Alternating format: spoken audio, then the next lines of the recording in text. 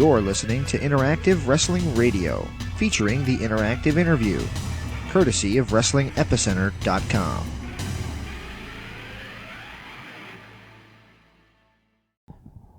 Historical significance. This episode of Interactive Wrestling Radio is actually the first one that aired on WrestlingEpicenter.com. The Chris Jericho interview caused a bit of a rift between myself and Daniel Edler. In fact, we had a rift that was building since the Ric Flair interview. Got made worse when he no-showed the Sting interview.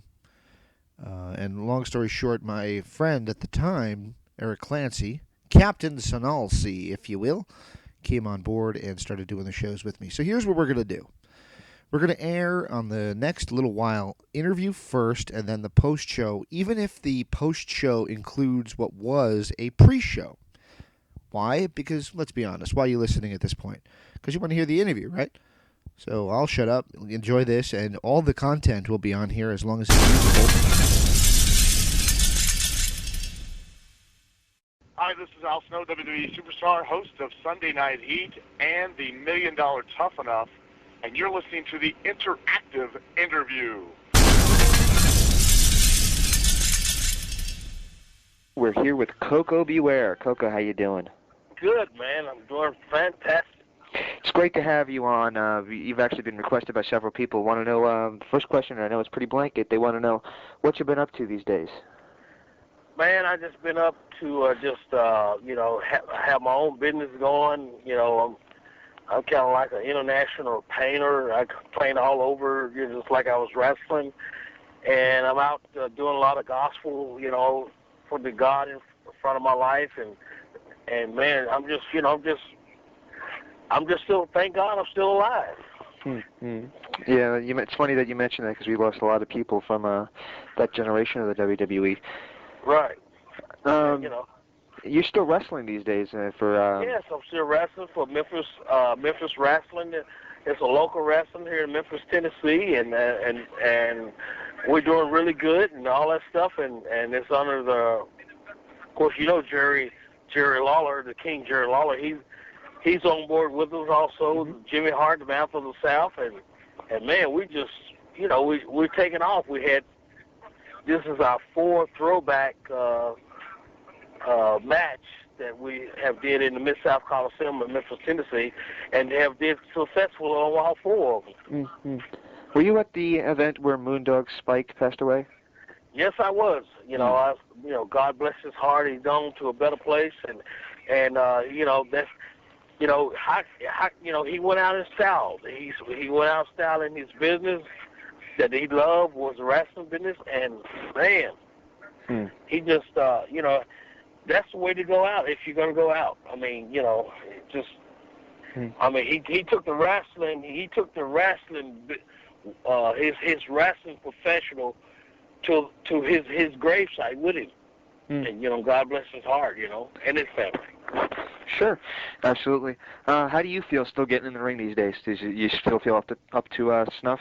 Well, I still love the business, but I'm not like Koko B. Ware used to be. All the high energy and all that stuff. I mean, because I don't do it every day, and things get old. We can't stay the same. Right. We just like the NFL football players. I mean, pretty soon, we're winning. We are a winning team, but pretty soon that winning team, is going to fall apart. Right. So it's kind of like that. Yes, I would love to. I still love the business, and I respect the business, and I respect everything about the business. Mm-hmm. Going way back, you were. Many people remember you from the Memphis days way back when, and you were part of the Pretty Young Things, the PYT Express. Right. How did you? When you look back at your career, how does that rank in your? Do you look back at that fondly? I guess I should say. Yes, the Pretty Young Things with Norvell Austin as my partner. Mm-hmm. We just did a thing, just kind of piggybacked off the Michael Jackson video when he came out with the Pretty Young Thing, the PYT, and we kind of piggybacked off of that, and we, golly, Norvell, I mean, he was related to a gorilla, but we call him the pretty young thing. He was a pretty thing that, you know, that you can have for a partner, because, you know, I mean, it was all just a gimmick, you know. Yep.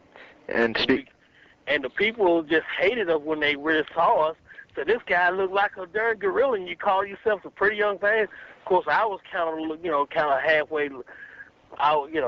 Kind of looked decent back then and stuff like that, you know. But well, of course, Norvell, I mean, he was, you know, my partner. He was kind of. He had cauliflower ears, man. He was. He looked like somebody ran over with a Mack truck. But we still call them call us the pretty young things, and it really got over, you know, all through the, you know, the Mid-South with Bill Watts and got over in Dallas, Texas with Devon Eriks, big time. And I mean, we had to fight our way. I mean, we lost every match, but we had to fight our way back to the dressing room. Can you believe that? Well, back then, and especially in that territory, they believed it a lot more than they do now. Right. Yeah. You mentioned gimmick a couple minutes ago, and I will throw you this question. When you first went to the WWF, they gave you the Birdman gimmick. How did you enjoy the Birdman gimmick? What were your initial impressions? Well, I'll tell you what now they didn't give me the Birdman gimmick. What I did, I had a meeting with Vince McMahon, and Vince kind of let me have my own gimmick, you know. Right. So I came with the name, and I came with the Birdman gimmick. And he asked me in the meeting, said, well, what would you like to add to your gimmick? You know, I said, I would love, I flipped out a picture and showed him a picture of the bird and stuff like that. Mm-hmm. And I did that, and he said, oh, that'd be great. He said, well, you know, we got the dog, and then with the Bridgeport dogs, and also Jake Snake's got a snake, and now you want to carry a bird. So I said, you know, that'll be good for me, you know, for my size and stuff like that. It's kind of like an equalizer, you know.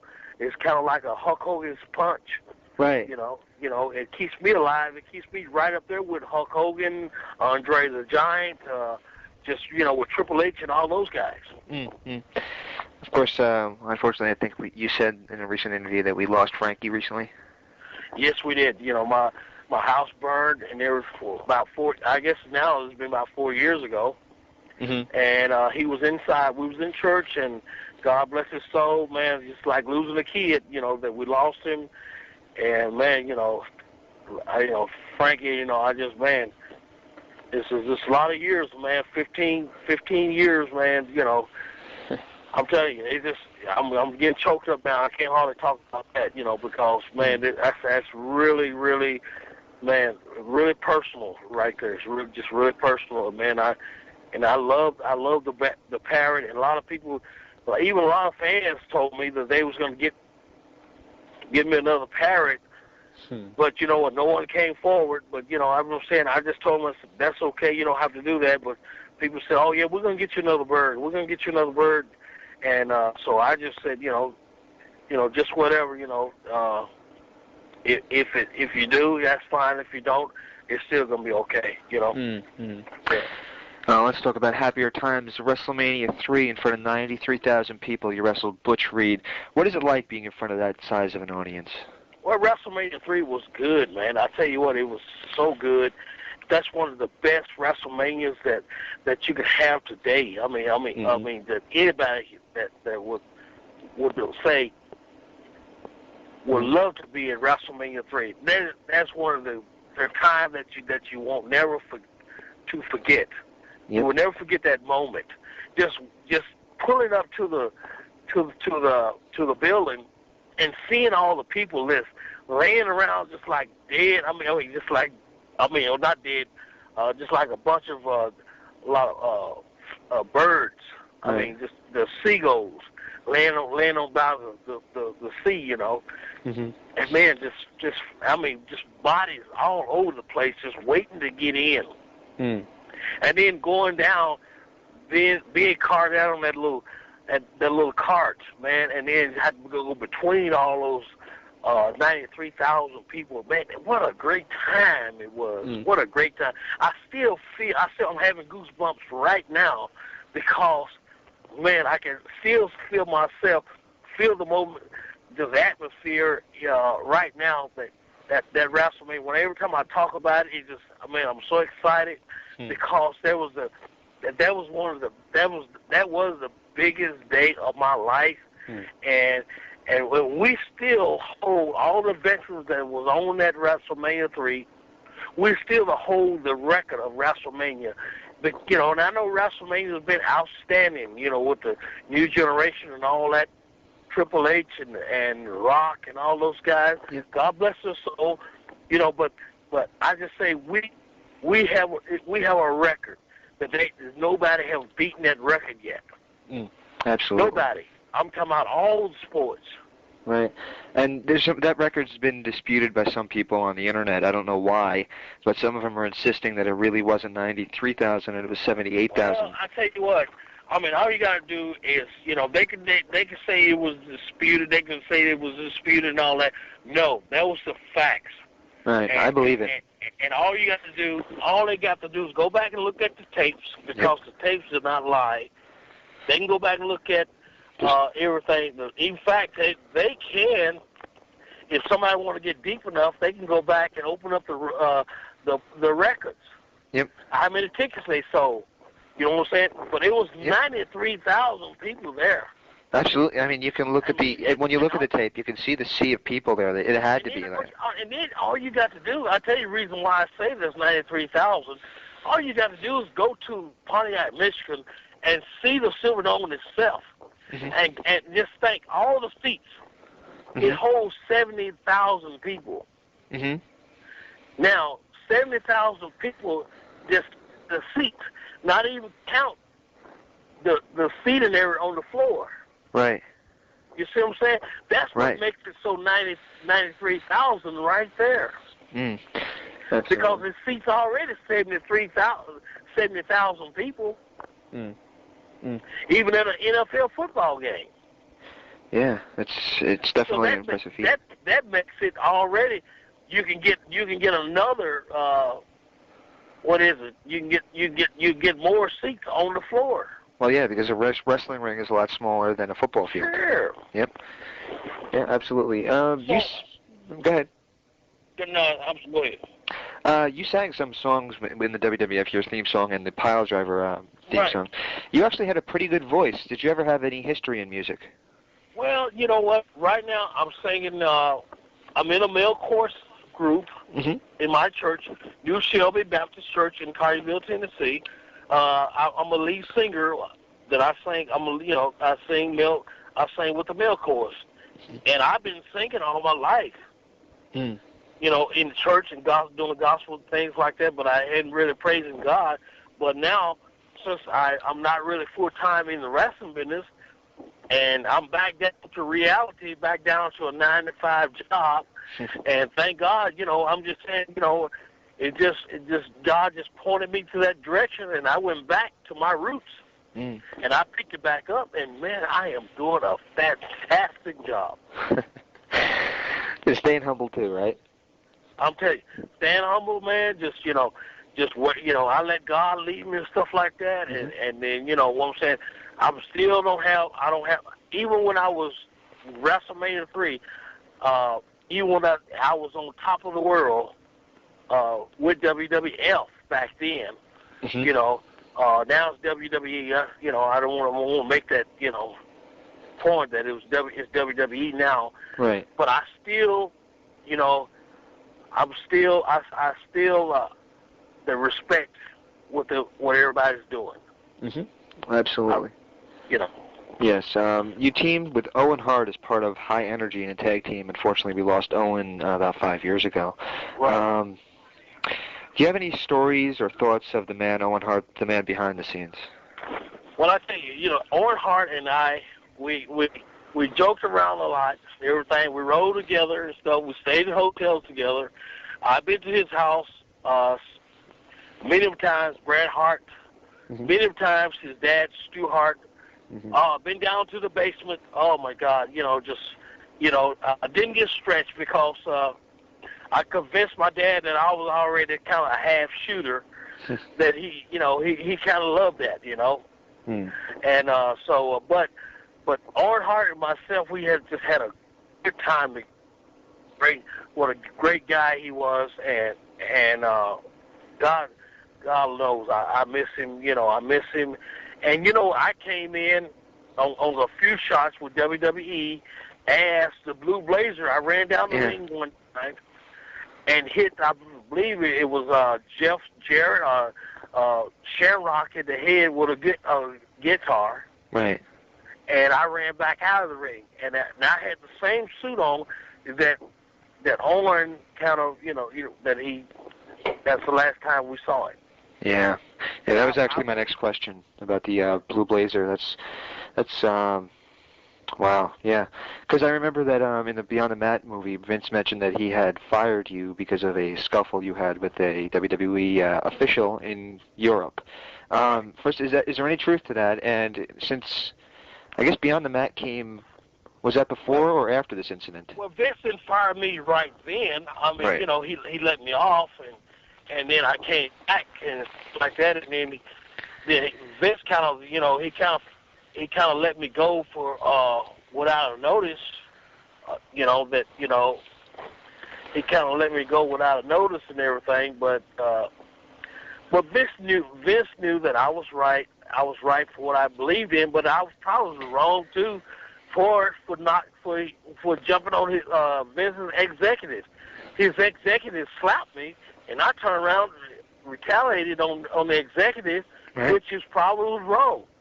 And then maybe again, I still don't know today, and I still feel bad about it because I lost a good job. I mean, I didn't get fired then. I mean, I came back, but it led to that. What I'm saying. Yeah, absolutely. It led to that, but I don't have. But the thing about it, I don't have a grudge against Vince McMahon. I don't have a grudge against the fella I got into it with. And that's the thing about Koko B. Ware, since that I got that I've been redeemed. Man, I don't, what I'm saying. I'm not gonna hold the grudge. I just appreciate Vince McMahon, what he did. Who he made me, who I am today. Mm-hmm. And besides God, and man, I just thank God, for him. I don't have anything to say. I'm not gonna say anything bad, and I don't have anything to say bad about him. I just, I just hate it on both parties. On both parties, that we was both drinking, and in fact, Shawn Michaels was in on the deal. In fact, the guy spit in Shawn Michaels' face and slapped him around, and Shawn didn't even do anything, and I wasn't even involved in it. I went over to break him up, and then I got slapped. Well, I'll tell you what. If it was me, I probably would have done the exact same thing you did. Well, I mean, I'm not. What I'm saying here now. Somebody can say, "Oh, he just lying. He's lying or whatever." Well, it's not a lie, and I don't have to lie. About the story, because if you're gonna be a Christian, you can't lie about. Right. You gotta either, if the truth hurts, tell it. So I'm telling it, Right.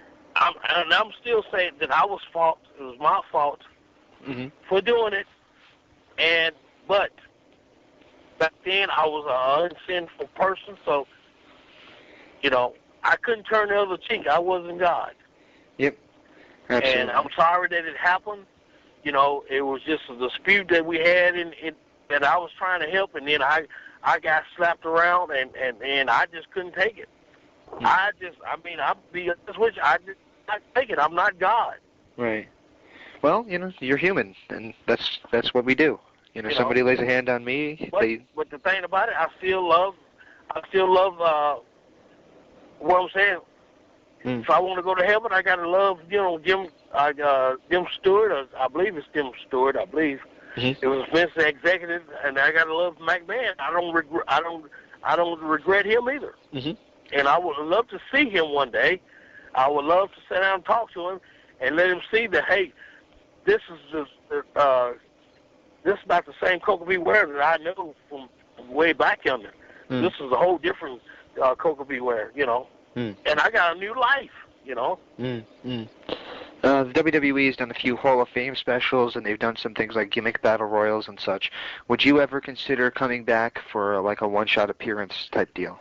Well, if they call me and stuff, and let me get myself together in time, yes, I would. I don't want to come back and embarrass myself. Right. I don't want to come back and do a slaughter job for somebody. I want to come back, where I left off at. Mm. That's Right. the thing about me. I left with a good reputation.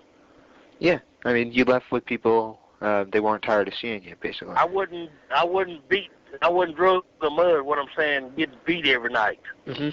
On TV and stuff, back to back and back to back. I left.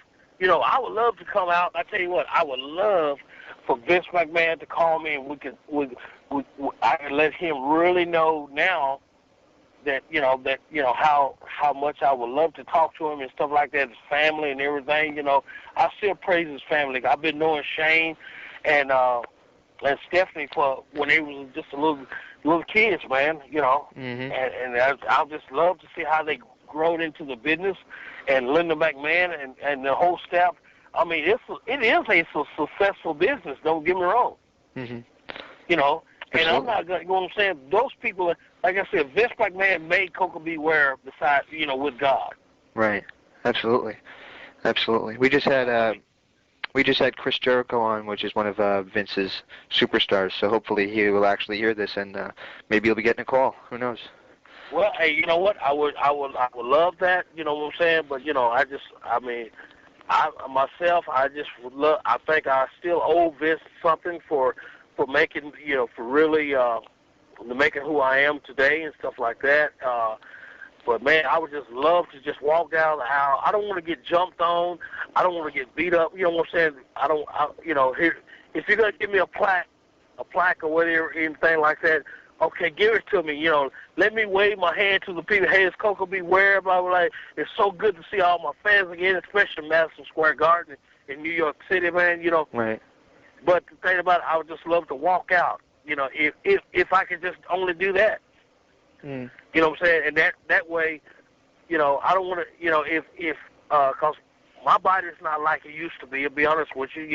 It's just going to take a little time to get myself back in real top shape, like I would love to be, when I left WWF. Mm-hmm. Right. Since I'm not doing it in there's no need to every day and stuff, like who's gonna go to the gym every day? Who's gonna just dedicate themselves, just watch what you eat and stuff like that? Right. Well, there's no reason to anymore. I mean, and I'm just it just took its course. I mean, I'm not just completely just overweight or whatever. But I'm a little larger than I have been. Right. Right. Absolutely. Right. Absolutely. Do you mind if we close out with just a few word associations? If you have a name, a story to go with the name, or just have a one-word answer, that's fine. Either way. Do you mind if we just throw you some names? Go ahead. All right. How about your WrestleMania 6 opponent, Rick the Model Martel? Oh, you mean talk about it? Well, either the match or the model, Rick Martel himself, or whatever you want to say about him. Okay. Rick Martel, super guy. He was really nice to me, and one heck of a guy to know. Rick Martel was just he did his own thing, but what I'm saying, but he respected everybody who they were and stuff like that. He was just a super guy that I met in the wrestling business, and love to see Rick Martel again. Mm-hmm. How about Hulk Hogan?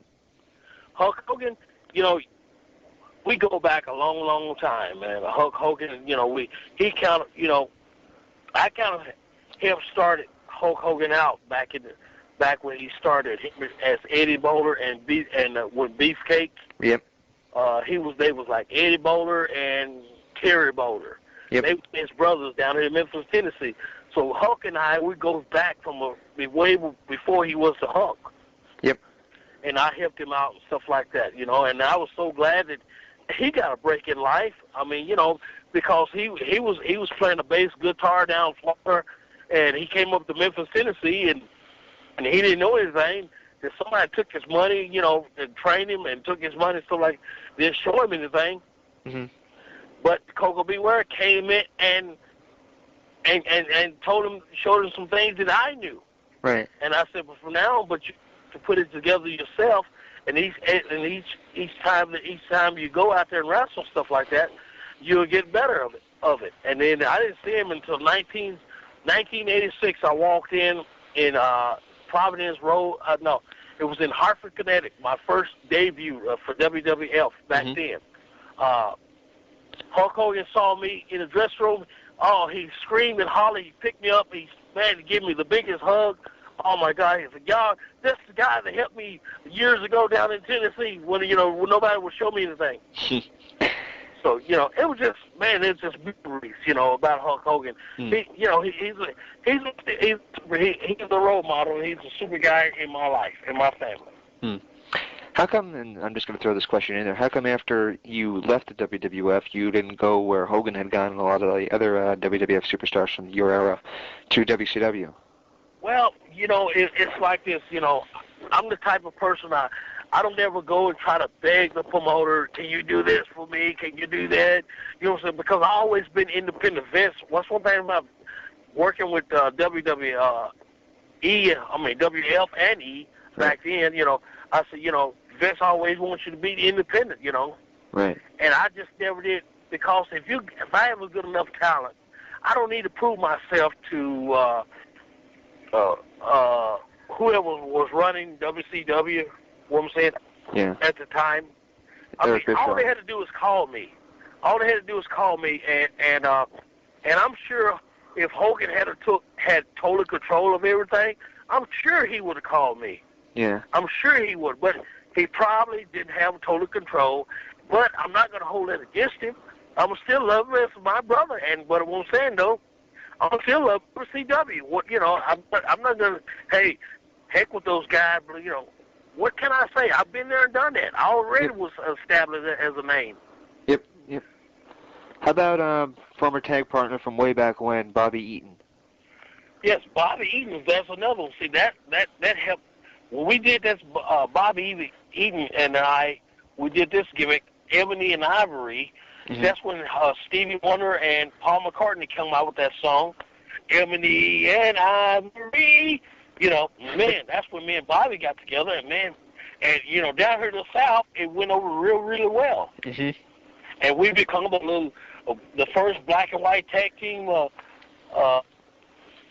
champions and everything down here, and the people really got into it. Mm-hmm.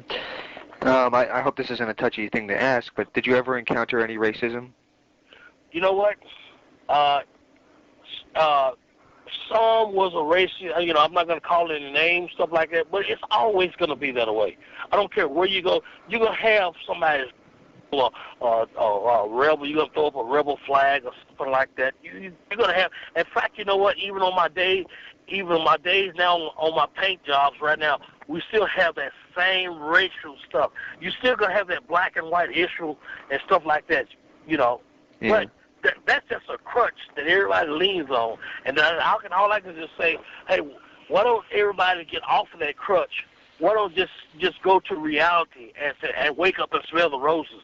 Hey, we all are people. We still got. Do we separate black and white when we go to Iraq and for a war over there right now? No. We're not separating. We want bodies over there. We don't care. We want soldiers. Yeah. Under it all, we're all Americans, basically. Pardon me? Under it all, black or white, Hispanic, whatever, we're all Americans in this effort. We're all Americans, correctly. And we all should get along because all the old black, because I'm black, they won't let me do this. Because I'm white, I can't get in there because there's too many blacks. No, let's get out of that mentality. Let's throw that out the window. Dude, you honky this, you nigger this. Let's throw it all out the window and let's get down to reality. Absolutely. Am I able to do this? Am I qualified to do this? Right. Absolutely. I absolutely agree. I got two more names for you. Jerry the King Lawler. Jerry the King Lawler, another good friend of mine. Jerry Lawler helped me back in 1979, and when we used to, that's where I learned. That's why I really learned the business. I didn't go anywhere until 5 years before I went to another territory in 1979. Jerry the King Lawler helped me out a lot because we used to have all kind of matches, a pull-apart match, a barbed wire fence match, what they call a handicap. No, it's not a handicap. It's where you throw the guy in the ring and stuff like that. Battle Royal. A battle royal, but the guys throw you back in. Oh, lumberjack. A lumberjack match, correctly. Thank you. Yeah. And we had a cage match. We had all these kind of matches in the Mid-South Coliseum with Bill Superstar Dundee. I was the first guy to have a scaffold match in Memphis, Tennessee. I even wrestled the first black wrestler against Ric Flair today. Right there. We went 25 minutes in the Mid-South Coliseum. First black guy that wrestled for the world's title belt there and drew money back then. But what I'm saying? We made history, back then. And Jerry Lawler was a real big part of my successful that made me what I am today also. Absolutely. And the last name I have for you, and then I'll let you go because I know we've gone a little long, but I've honestly thoroughly enjoyed this, I must say. The last one I have for you is Vince McMahon. Vince McMahon, like I said, God bless his soul. He gave me an opportunity, a golden opportunity from a little po' boy, from a little country town, from a little hick town that didn't think that he was ever going to see the sunshine. And man, he made Koko B. Ware who I am today. I want to thank Vince. Vince, I want to thank you. I want to thank you for WWF. Thank you for just for the WWE. You've just been outstanding, what I'm saying. And I just hated for the problems that we had that with your executive and stuff like that. And but for as Vince McMahon, that Vince got ways, but who don't? Being a boss, who don't have ways? You know what I'm saying? But you got to understand your boss. He is the boss, Yeah. So he's supposed to have ways. Yep. Yeah, you just got to know who you work for. Well, we really do appreciate it. Thank you very much, sir. Well, I thank you very much, sir. I really can't thank you enough for this time. Is there anything you'd like to say to your fans just to sign off? Well, I just want to say to the fans that, hey, Koko B. Ware is still alive. Koko B. Ware is doing good. Koko B. Ware has been blessed by the grace of God, and I just want to tell everybody, if you feel down and out and stuff like that, just turn your whole life over to God, and He will work it out. And Vince McMahon, keep up the good works, and God bless you and Linda. And I'm not saying this on a politic thing. I'm saying it from the bottom of my heart. Absolutely. I'm just going to give you one last question here. Since you've been mentioning God several times, there's a Christian Wrestling Federation going around run by Ted DiBiase and a couple others. Have you spoken to Ted DiBiase recently? Because he also has found God. Yes, I have. I spoke to Ted, and in the future that we're going to be working together and stuff like that. I've been busy, and Ted's been busy. And one time we were supposed to do something here in Memphis, Tennessee, but something happened, came through, but we didn't get a chance to do it. But it's in the making, and I want to share this conversation. I want to share it to the whole world. I shared my wrestling to the whole world. Now I want to show them another side of Koko B. Ware. You know what I'm saying? But I want to do it. I want to do it in the name of the Lord. Absolutely. In the name of God, And I tell anybody, if you don't have God in your life, yes, sir, your ship is sinking. Absolutely. I totally agree with that. Absolutely agree. And I thank you all for the opportunity, and I want you all to get a blessing from this interview, because God is going to make sure that my cup is going to get full and my cup is going to run over, that I can fulfill somebody else's blessing. Absolutely. Well, we really can't thank you enough, and if you ever have anything that you'd like to promote, just let me know, and I will do my best to help you Hey, out. you can call me anytime. You can call me anytime you get ready. And I'll be talking like this today, tomorrow, next week, or whatever. Absolutely. Feel free to call Koko B Ware anytime, and just to say hello. Absolutely. Thank you very much, sir. Stay tuned for more from the interactive interview.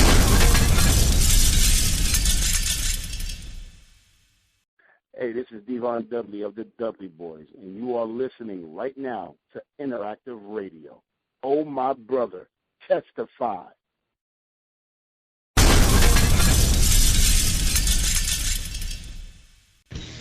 Welcome back to the interactive interview, and welcome back to the interactive interview.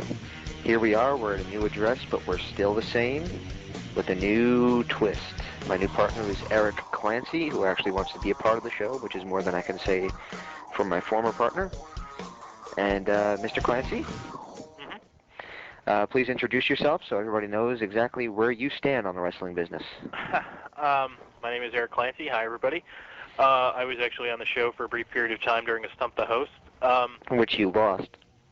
I did lose because of a few boneheaded answers. I had a brain fart. But I'm a fan of my favorite style of wrestling would probably be high flying, and by the way, I don't mean what you see in Ring of Honor. I mean high flying psychology, such as Shawn Michaels, Randy Savage, and old Eddie Guerrero. I, however, do enjoy all types of wrestling. I try to be as positive as possible towards the business because I want it to succeed. I try not to bash. I try to be constructive criticisms. My favorite wrestler of all time, Shawn Michaels. My favorite year was probably '98. I'm a big. I can help James out on his history of the Attitude Era because he's not as sharp as I am on that, and he helps me on Rock and Wrestling Era. Very interested in the history of the business, and that's pretty much it. The rest you can probably check it on my bio. Don't really want to take too much time discussing myself, but yeah. So. Yeah. Well, this is, and we're glad to have you here. This is Eric Clancy. He will be the new co-host of the interactive interview as Mr. Well, I'm not even going to mention him by name, has been replaced. You can still check out all our archives on the website with everybody, starting with Trinity, #1 interview conducted in November of 2002. Man, I've been doing this a long time. And also check out the forums, please. And feel free to post. Yeah, feel free to post in the forums. I just did those, put those up, and the website should be up. This will go up on Sunday along with the website. So you guys who are just checking us out, just maybe reading our transcript up on pwinsider.com or any website that does post it, come on over to the website, WrestlingEpicenter.com, WrestlingEpicenter.com. Click the forums link and check it out because really it's... we need people to post, and honestly, we have enough sections on there for people to get into some pretty good conversations. Yeah, and whatever you guys want to talk about. You want to talk about Ring of Honor, you want to talk about the past, you want to talk about WWE, you want to talk about WrestleMania. We're going to be very active posting members there, so we hope you'll come and discuss things with us, and we'd be more than happy to talk wrestling with you. By the way, we're called the Wrestling Epicenter, and me and James chose this name, or James and I, my grammar's off, because... an epicenter is obviously the center of an earthquake, and we want to be the center of wrestling as far as the news and discussion. We want to discuss everything that's happening for professional wrestling, but we want to do it in a mature and a intelligent manner. We don't want to be like a lot of the hosts out there who throw around a bunch of moronic things and just talk about absolutely nothing. We want to talk about give a little bit of legitimacy back to the wrestling press. So, well, the problem with the internet press in terms of wrestling is that mostly it's 12-year-old kids that just happen to get accounts, and 12-year-old kids are very impressionable. You can tell them something, and if you tell it to them in such a way, they'll believe it. And unfortunately, you and I, we grew up, we experienced the internet. I think we both got sucked into that little bit of negativity in there for a little while. Yeah. But I think we both realized that, you know what? If we live this way, what's even the point of being wrestling fans? Yeah. You got to be positive about things. You definitely got to be positive. When I watch a show now, I was a big internet fan. I still enjoy the internet, obviously, but when we say internet fans, we mean people Just everything sucks. That's what they say. Right. That's what we mean. We're not, so if you're on the internet, we're not trashing you. But if you're a very negative person, then, I mean, we're not so much trashing you as, Well, we're not even trashing those that are very negative. We're just trying to say, just try to like it a little bit. If you don't like it, don't watch it. From 2000 to 2002, I was very much like that. And you know what? When I stopped being like that, the product got a heck of a lot better for me. And I really enjoyed it. Well, I'd say the product gets better for anybody when you just sit back and allow yourself to enjoy it. The problem is people these days, they just don't allow themselves the... Yeah, mark out. Yeah. You don't go to a movie and you don't say, well, he's not really doing those stunts. You just say, oh, wow, yeah, Schwarzenegger's fighting the machines, I mean, just enjoy it. It's fantasy. It's entertainment. Have fun with it. I mean, yeah, when David Arquette wins the world title, voice your opinion. But we have a different opinion on that, by the way, and we'll discuss that on the forums if you join us. Yeah, but... I personally didn't mind it, but Mr. Clancy hated it. Yes, I did. Okay, so... let's go to Koko. Let's go to Koko. Koko B. Ware, former tag team partner of Owen Hart in High Energy. Yeah, and he'll talk about that. He'll talk about that he actually wore the suit that Owen Hart was fell to his death in. And you guys will all hear that in just a second. This is an interview, probably the last one I'll conduct by myself for a little while. So you can hear this interview, and...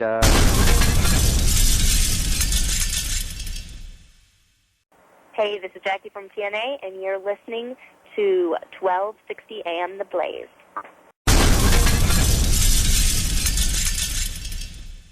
To the interactive interview. That was our Koko B. Ware interview to help kick off the Wrestling Epicenter edition.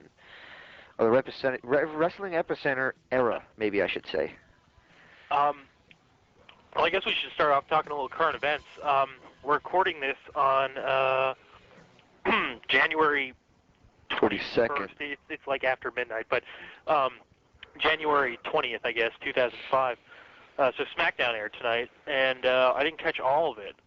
I did catch the John Cena match, and it was cool because he came out without rapping. So I thoroughly enjoyed the segment a lot more without Cena. If you don't know, both James and I, although we agree he's very talented, don't enjoy his character. I mean, granted, I'm not going to deny it's over. I'm not going to be like people who dislike Triple H and then claim he's not over. I mean, he's over. I just don't like the character. But I was watching him in there, and my only knock on Cena, I mean, because I think, he's so charismatic that no matter what he does, like a lot of wrestlers in the past, he can get by with just his charisma. So, But the only thing I have really a knock against him is he's a little slow in the ring. He doesn't. Oh, excuse me. Sorry, I'm eating. Belch. Yes, thank you.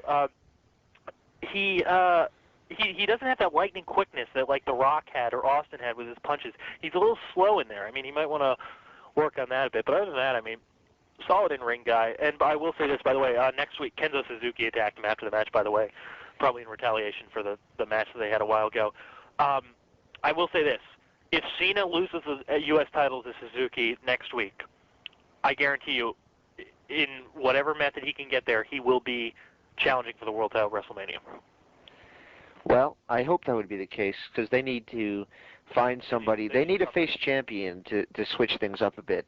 And The Undertaker's not the one to go to, because The Undertaker, whenever he's given the belt, well, we've discussed this several times off the air, I might as well mention it on the air. Every time The Undertaker gets the belt, he's not as good of a champion as he is a chaser. Yeah. And that's the case with a lot of guys. Sting was the same way. You wanted to see him win the belt, but once he got the belt, it was like, well, what's next?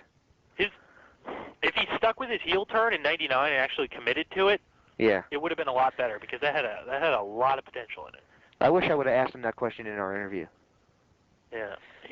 Why were you so against the idea of being heel in 1999? I mean, that first night when he came out with Luger and they were just stalking Ric Flair, and you knew something was going to happen. That was good TV, and that was.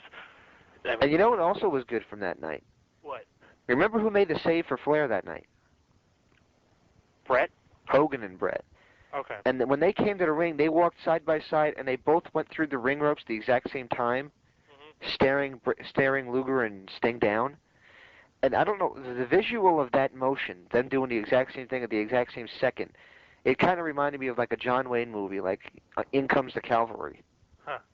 It really looked kind of cool to me. That, Vince Russo says that was a terrible time for WCW. No, and May was.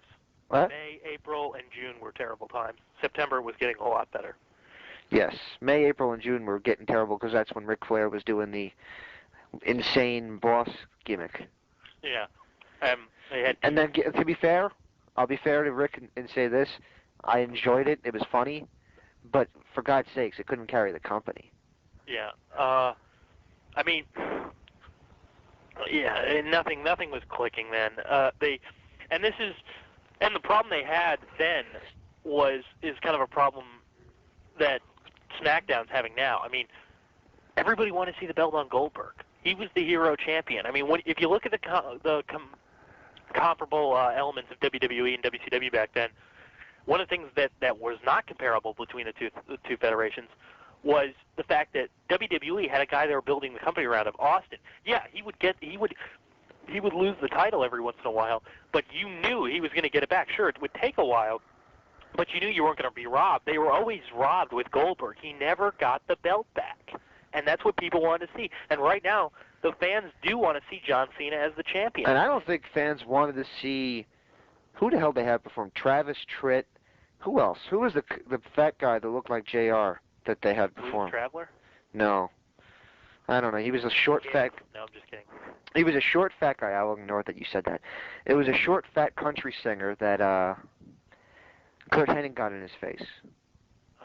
Why would Kurt Hennig get in a country guy's face? Wasn't he doing the West Texas Rednecks gimmick? I think he was saying that he wasn't as good as him. It didn't make any sense. Nothing that back then was. Like Curly Bill. That was probably an inside joke that we have no idea what it is.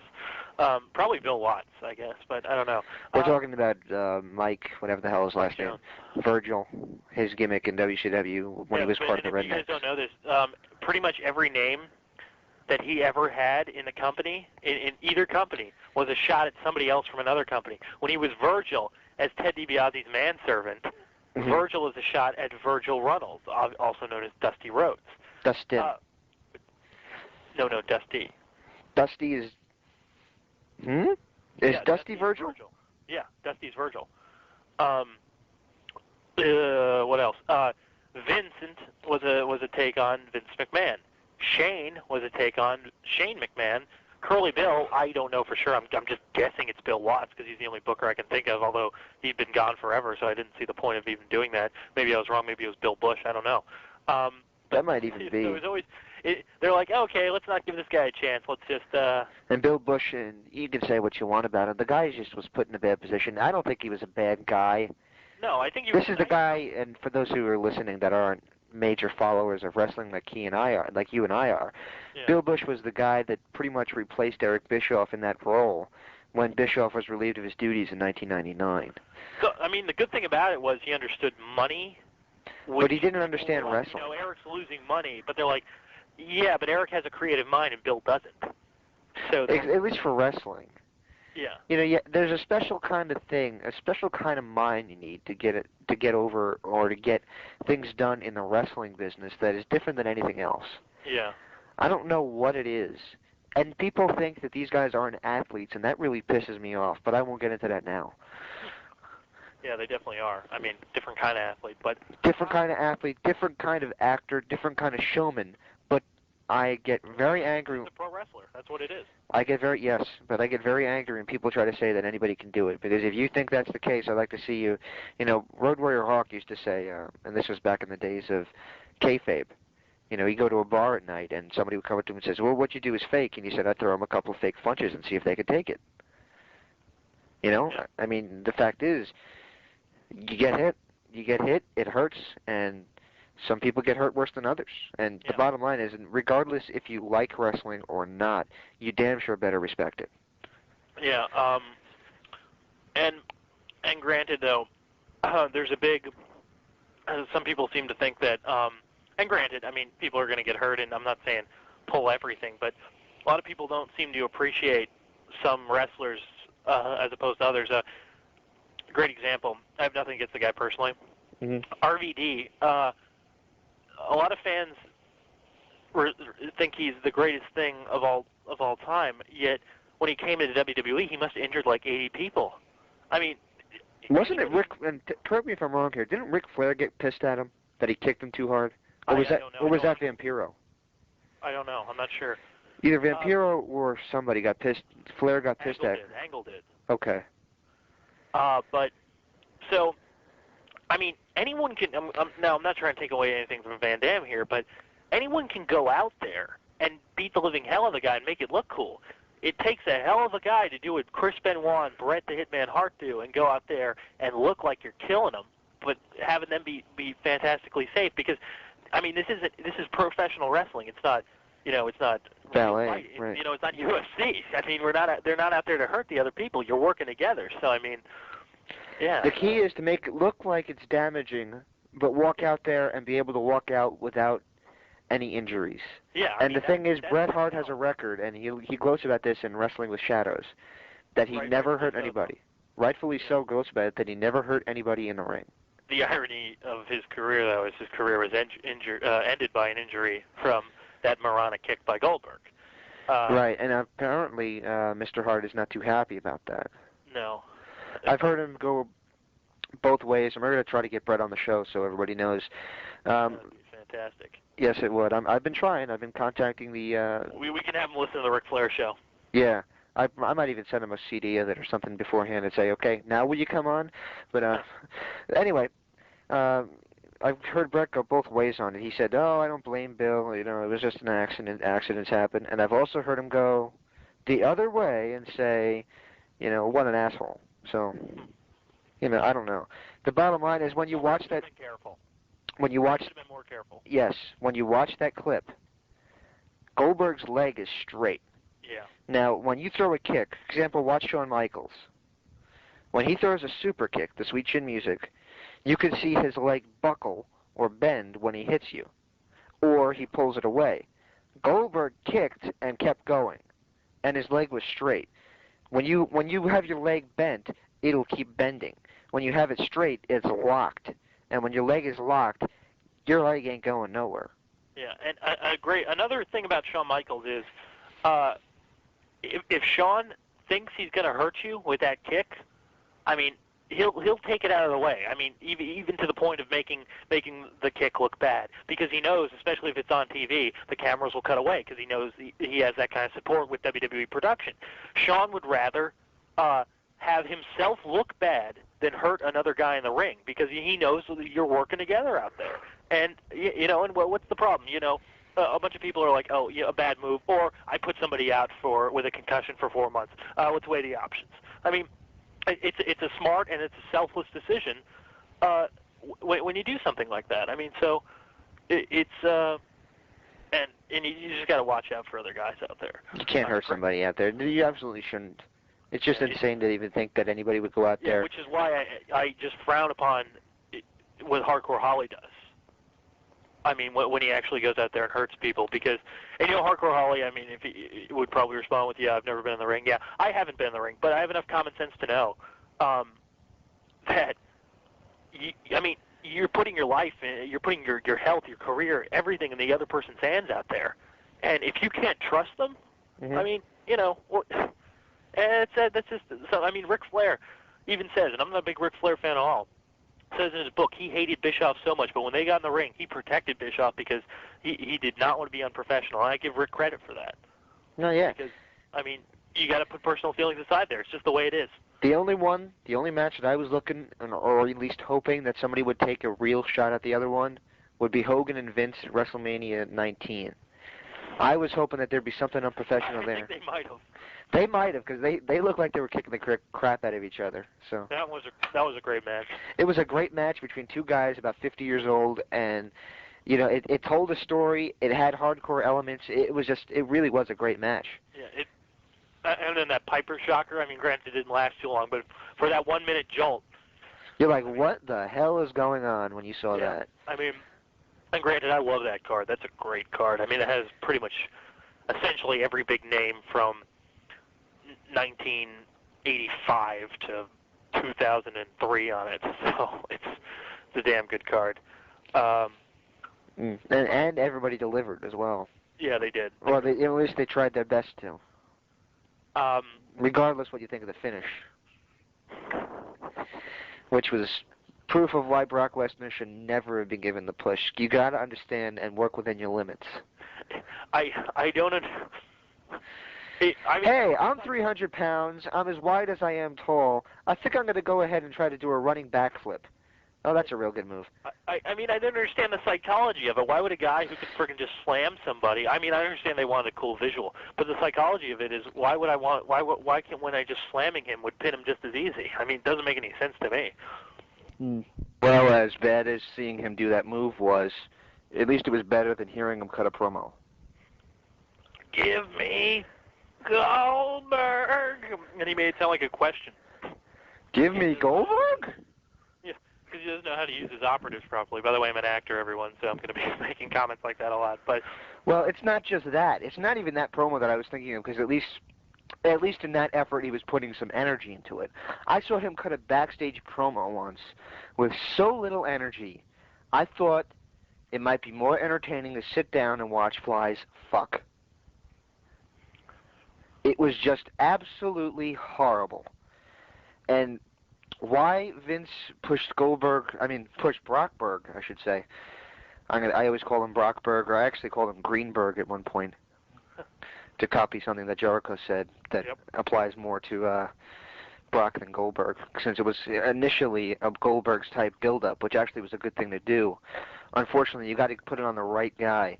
With WCW, Goldberg fit, and he was the right guy. With the WWE, he didn't have the same passion, and the WWE fans didn't accept him. Brock is probably the biggest face flops of a champion since Diesel. Oh, yeah. I mean, damn. Yeah. I mean, as a heel, I didn't mind him so much. He was a better heel than face, that's for sure. I never was a big fan of him either way. At least as a heel, it was believable that you can hate this guy, but liking him is another story. Why would somebody like him? You got to give somebody a reason to like them. Yeah, you can't just like, oh, Paul Heyman's gone. You just have to give somebody a reason to like them. Steve Austin had a gimmick where he beat up his boss and he was a crazy redneck, or he was a crazy redneck that some people sitting there could think, I'd like to do that. Yeah. I won't do that, but I'd like to do that, and they could associate with it. Hulk Hogan. The Rock, of course, is that cool guy who would never be your friend in high school, but I mean, you can cheer for him. Right. Of course, Hulk Hogan. He had all the right moral standards for the time. He had, train, say your prayers, take your vitamins. That's why you liked him. And once you have these things, he vanquished evil anti-American. I want to say sympathizers, but there was also the regular anti-Americans, such as Nikolai Volkov and Sergeant Slaughter. Iron Sheik. Iron Sheik, yeah. Well, he was American-made, You know what I just found out that's odd? What? Medusa calls herself Made in the USA. So does Luger. But you know what? But you know what? You know what's odd about Medusa saying that? She's Canadian? No, she was actually born in Italy. That's funny. Medusa Mistelli. Yeah. Born in the boot. Anyway. That actually is pretty cool. What? Born in the boot. That'd be a cool phrase. I guess so. Back to SmackDown anyway. Okay. I think we should talk about, just for sheer morbid curiosity, I guess we should talk about Undertaker versus Heidenreich. Okay. Have they given Heidenreich new tights yet? No. Why not? Because, I don't know, Vince likes him as a fruity-looking kickboxer. What? I don't know, that just caught me funny. Oh. Okay, sorry. The fruity-looking kickboxer kind of fits it. Did he ass rape Michael Cole yet? No. It came close, though, right? I mean, he was chasing him around, I guess. I don't know. I read somewhere that... I turned the channel when Heidenreich's on. He might be the worst wrestler of the year. Of 2004? Yeah. Undertaker carried him to a fair match at SummerSlam. I mean, at Survivor Series. But and I don't want to make any comments about any individual. Yeah. I'm pretty cautious about that because we might interview them one day. Yeah. But I'm cautious about the individual. I will say this though: the character doesn't do anything for me. I mean, what is the character? He's crazy. Wow. He's a crazy guy that doesn't like the Undertaker for whatever reason. Yeah. That's like his whole gimmick. Yeah. I mean, at least Kane, it was cool. He like Kane, you know, even though it was over the top, and everybody knew it was over the top, you know, it was cool. It was a burnt brother comes back from after everybody thought he was dead, after I guess 30 years, and comes back to get his brother. And the costume at the time looked freaking scary. The big when I first saw him, I was in 7th grade. I was 97 Hell in a Cell. I must have been like 12 or 11 or something. I just was like, I was like, who the crap is that? And I was just like, I was mad because Undertaker lost because I really liked Undertaker then. But yeah, Kane scared the crap out of me. No, Kane never scared me. I guess because I was a little bit older. I thought the gimmick looked pretty cool. What I didn't like was when I had all the WWE marks, and I went to high school right by New York City. In '96 was when wrestling started getting popular there, real popular, and WCW was all people wanted to talk about in my school. It was that way until about early '98. And in early '98, everybody's telling me how unbelievable WCW was. WCW's not believable, man. It's just too cartoonish. So I was like, okay, well, let's see what they're doing on Raw. And I see Kane pointing his finger at somebody and shooting a lightning bolt at them. And I thought, yeah, that's real believable. Well, it was cool, though. It was a cool visual effect, I'll give it that. I understand what you're saying, like, don't be a hypocrite, but... Right. I mean, I didn't agree with those people, but I think that lightning bolt thing was kind of cool. Well, and WCW was falling apart, to be fair. It was, in '98 really was the beginning of the end because you just saw it. You could see the writing on the wall because there just was no real direction.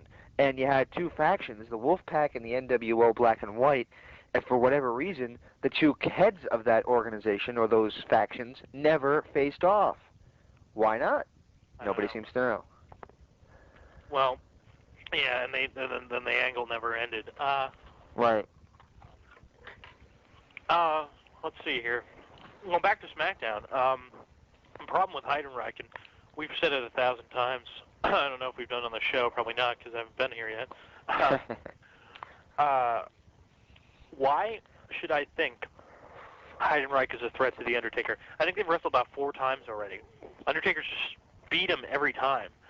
And who has Heidenreich beat? He's beaten probably like Funaki and like Josh Matthews. Ooh, he's an announcer.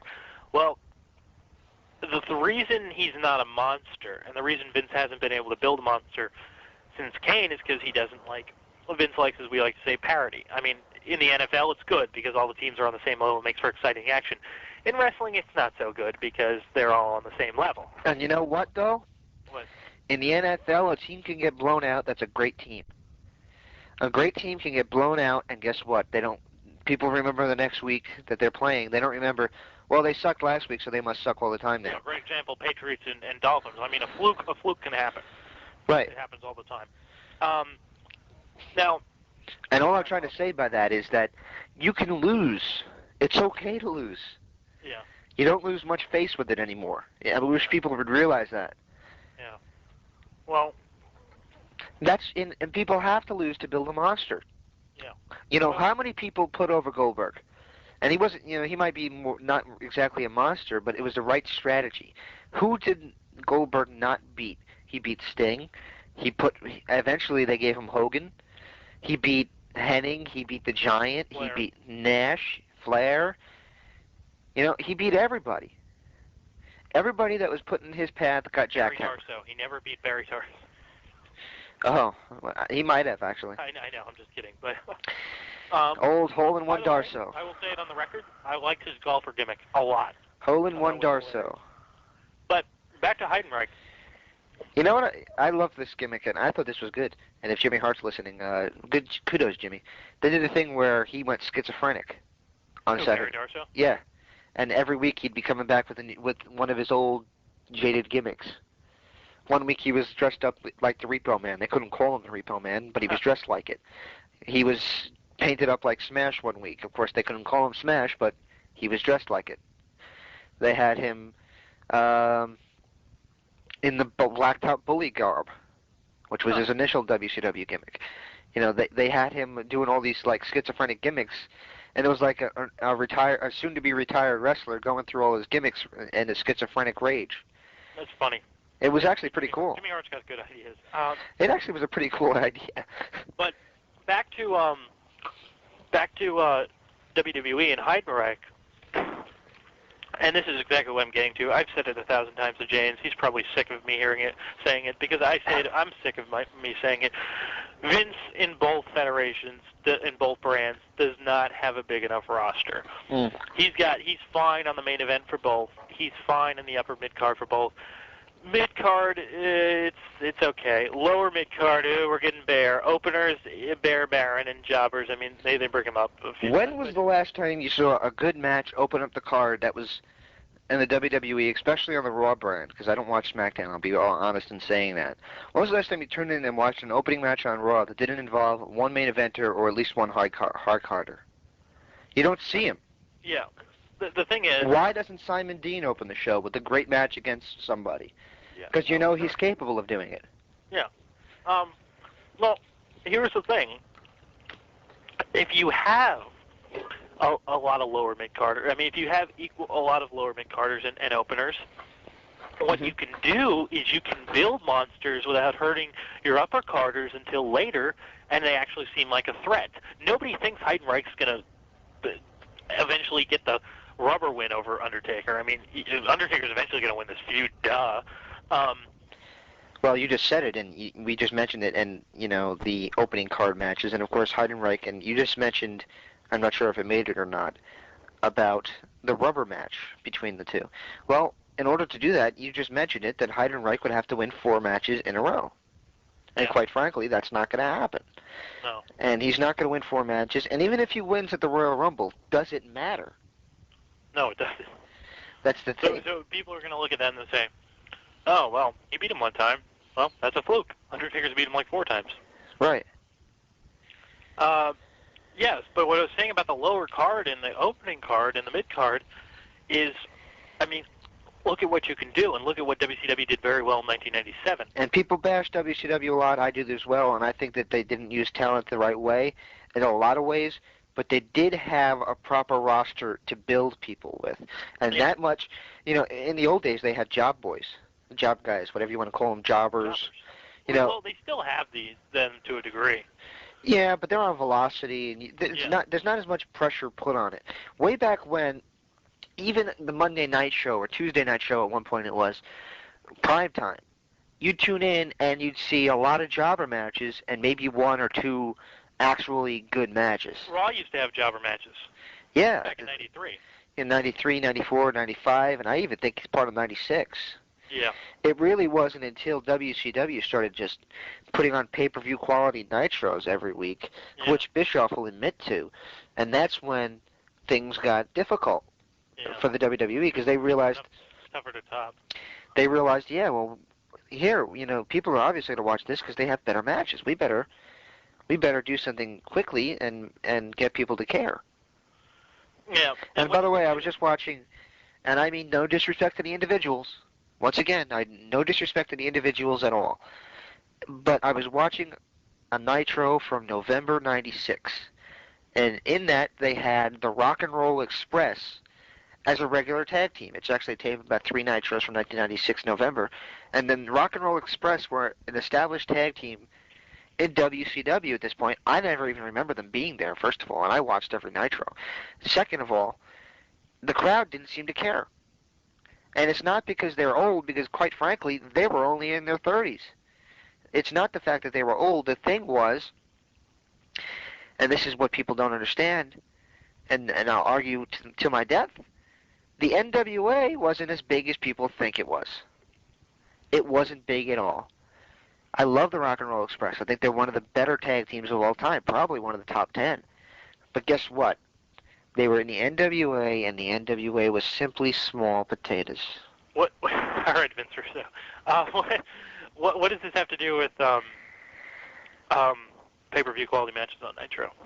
Well, they brought the Rock and Roll Express back, and all of a sudden you started seeing these stars show up. Jeff Jarrett showed up out of nowhere. You know, you started seeing everything just happen on Nitro, and you were seeing all the stars. And all of a sudden you'd see, you'd see Hulk Hogan come out. Bobby Bobby Eaton, he was a great wrestler at one point. You'd start seeing everything. You saw the old WWF superstars like Greg the Hammer Valentine on there. To a lesser extent, Marty Jannetty a couple times was on there. You know, you had those stars. With Jericho in '98, by the way, They had a couple, yeah. Marty's hilarious, though. We're going to try to get Marty on to actually come on for part 3, because he's been trying to come on, and he's having legal troubles, and that we'll keep that to him to say. But if you're wondering why he hasn't come on yet, that's why. But we will check back for Marty updates, because hopefully we'll have him. Yeah, because I really want to have him, especially to kick off this show. Or this edition of the show. You know what I mean. This I reincarnation of the show, maybe. Oh. Yeah. Well, if I can get back to the roster situation, if you have a lot of openers, the lower carders can beat them and look better, and then the mid carders beat the lower carders, they look even better, and then the upper carders beat the mid carders, and it goes on and on. This isn't a new thing. It's been around forever. I mean, it's just common sense to do this. So I mean, I don't know why they're not, but I mean, maybe Vince is like, I want to cut costs. Well, just bring up a bunch of guys from the independent scene. They don't even have to be superstars in the making, just bodies, you know? Because, I mean, we're seeing the same crap over and over. Mm. I mean, well, they're advertising Ric Flair and Randy Orton for next week. That was a Taboo Tuesday main event, and, you know, nobody even cares now. And then it was also on the next week's Raw. The next week's, 6 days later they had a rematch. They've got nobody to match up with. And well, to be fair, the WWE has had this problem for years. How many times was it Undertaker Austin? How many times was it Rock Triple H? Well, a lot of those men. In Undertaker Austin, it's just Austin only wanted to work with Undertaker. Triple H and Rock, at that time, their roster was, I mean, the 2000 WWE roster is ideal. That's how you should have it, because they had enough people everywhere. For example, and this is just to give people a throwback, go ahead and pick up a cheap copy, used copy, whatever, of No Mercy, the video game for Nintendo 64.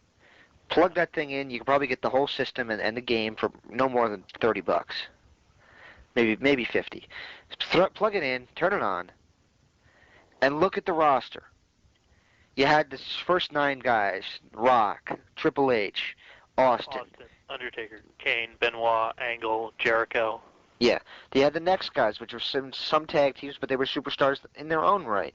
Then you had after that, and after that, you had levels of superstars, and there were a lot of superstars in that bunch.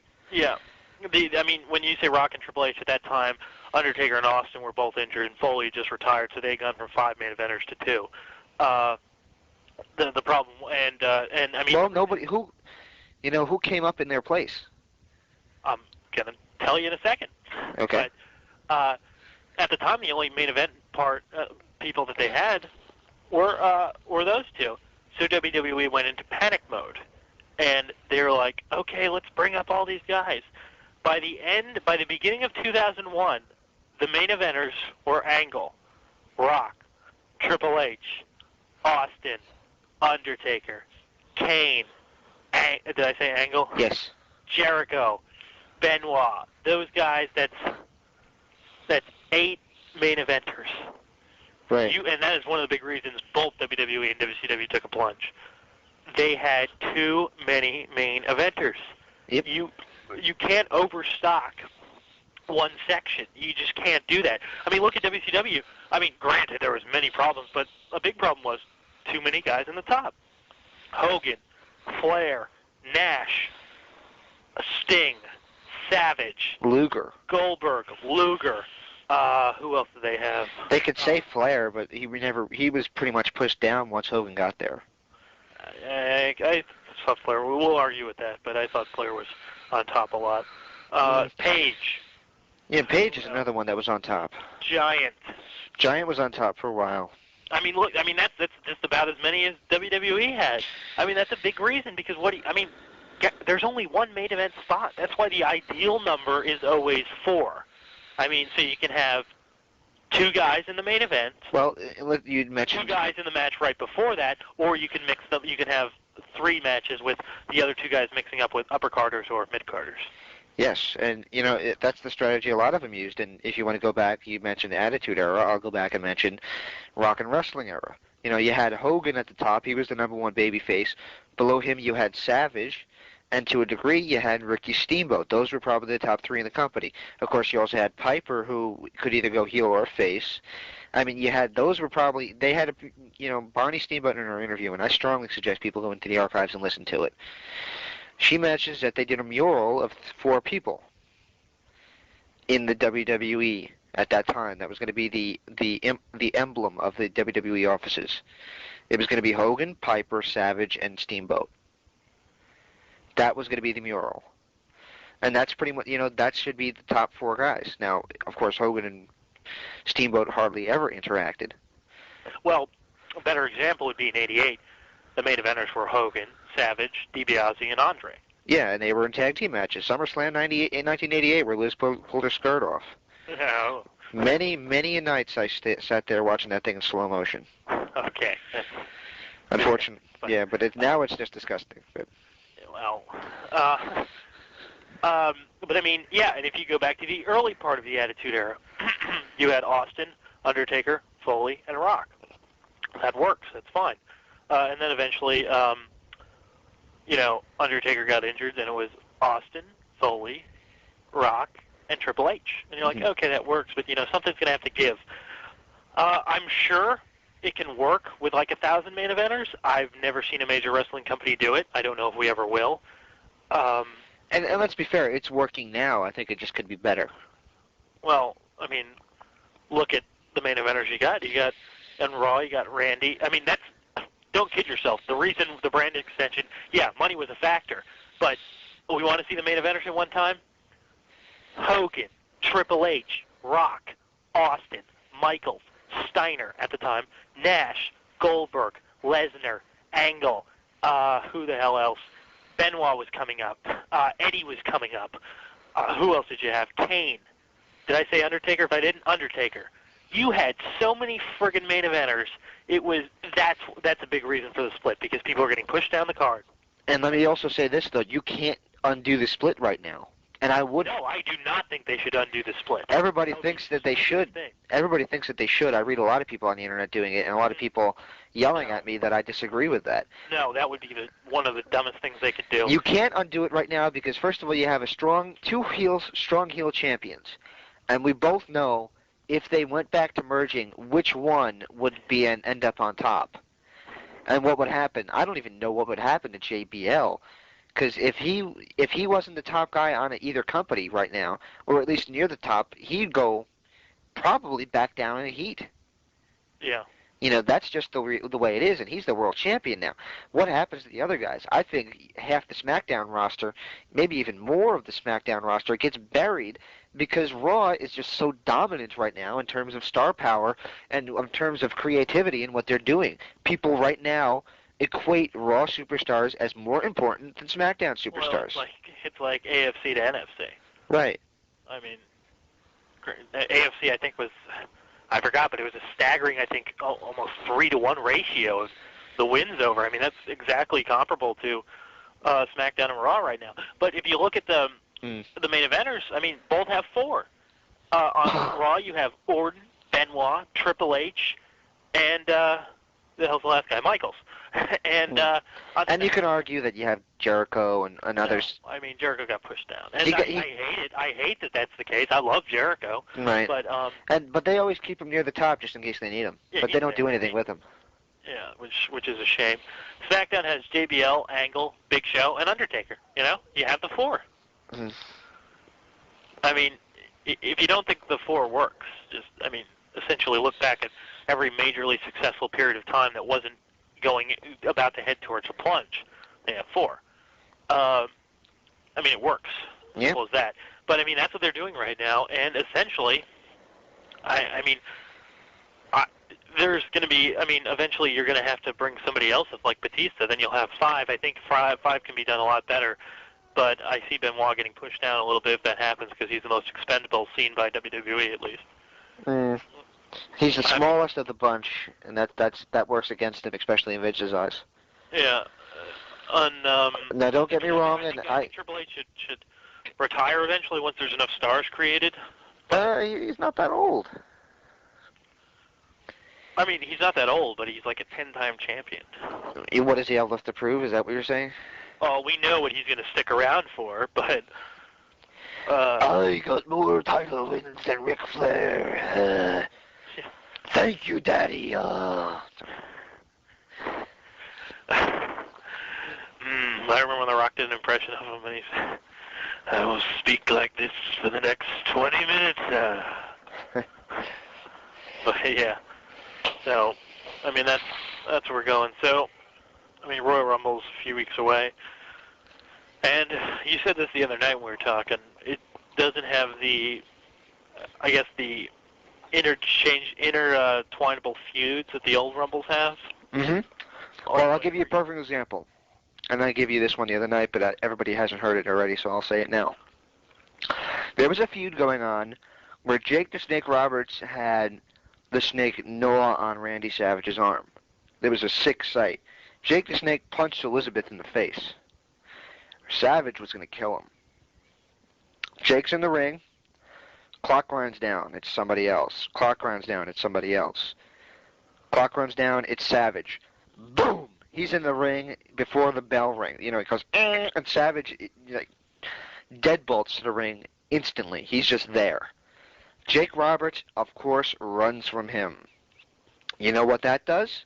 That makes you really want to see them get his hands on him. And eventually he did in that match, I believe. Got his hands on him, and eventually on a Saturday Night's Main Event, they had the match. Now, that was probably one of the higher-rated Saturday Night's Main Events in a while, because you had a main event that people really were looking forward to. Because people wanted to see Savage get his hands on Jake. Now, today, and the example we're talking about, and I'm going to take control here for a second, as soon as I grab a quick cup of soda, my mouth is getting dry, was Edge and Michaels. They've been having interchanging remarks for the past, well, since October, given the fact that Michaels has been off, but Edge never stopped bitching about him, at least. Yeah, which kept Michaels fresh in everyone's mind. Right. And then Michaels screws him at New Year's Revolution. And by the way, did I call it? I think I did. No, yeah, you called it, but I said something controversial always happens with Sean as ref. Yes, you did. You absolutely did. So here we are, about to enter the Royal Rumble. I equate this with Jake and Macho. They should not have a match before the Rumble, especially since both are in the Rumble. And they're going to do that. Which, I mean, if I was booking, what I do is, like, this week on Raw, I'd have Sean doing an interview, and then I'd have Edge just spear the living crap out of him, like into a wall or something, and just really F's up Sean's back. And for the rest of the thing, they're like, they show Sean. Better idea. Michaels cuts an in-ring promo, and Edge comes to the crowd and spears him, and then throws him over the top rope. And says cuts a promo saying that's what's going to happen. That's what's going to happen this Sunday. Okay, but other way. Anyway, Sean would be injured at the end. I mean, he'd be really hurt. The announcers would sell. Hold on one second. Excuse me, I'm drinking soda. The announcers would sell the fact that Sean is really hurt, and they don't know if he's going to be able to compete in the Rumble. And by the way, the Edge match is not taking place because in my fantasy booking world they didn't do that. So they're like, right. You know what? Card subject to change. We're sorry, buddy. Sean might not be able to compete. And you don't see Sean again until then we get to the Rumble. Edge is on a roll. Edge eliminates a bunch of jobbers. Scotty Too Hotty. He's really confident in the ring. The buzzer goes down, and it's Sean's music. Instead of Sean coming out, they have somebody else come out, and we're informed by the announcers, that was Sean's number. It looks like he's not going to make it.